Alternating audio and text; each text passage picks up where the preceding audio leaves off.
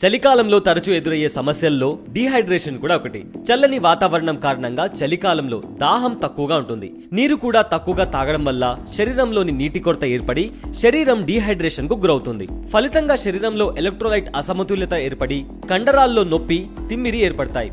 ఇంకా తలనొప్పి, అలసట, నోరు పెదవులు ఆరిపోవడం, వాంతులు, వికారం, అయోమయంతో పాటు ముదురు రంగులో మూత్రం వంటి లక్షణాలు కనిపిస్తాయి. ఇలాంటి ఇబ్బందుల బారిన పడకుండా డీహైడ్రేషన్ ని అధిగమించడం కోసం దాహం వేయకున్నా నీటిని తాగుతూ ఉండాలి. వీటితో పాటు కెఫెన్, ఆల్కహాల్ కి దూరంగా ఉండాలి లేదా తక్కువ పరిమాణంలో తీసుకోవాలి. ఇంకా రోజువారీ ఆహారంలో తాజా కూరగాయలతో పాటు వాటర్ కంటెంట్ ఎక్కువగా ఉండే బొప్పాయి, పియర్, ఆపిల్ వంటి పండ్లను కూడా తినాలి. అలాగే సూప్ లేదా హాట్ డ్రింక్స్ తాగితే శరీరం వెచ్చగా ఉండడమే కాక చలి నుంచి ఉపశమనం కలుగుతుంది. ఇలా చేయడం వల్ల శరీరానికి కావలసిన పోషకాలు అందడమే కాక నీటి కొరత ఏర్పడదు. ఫలితంగా శరీరం డీహైడ్రేషన్ కు గురి కాకుండా చురుగ్గా ఉంటుంది.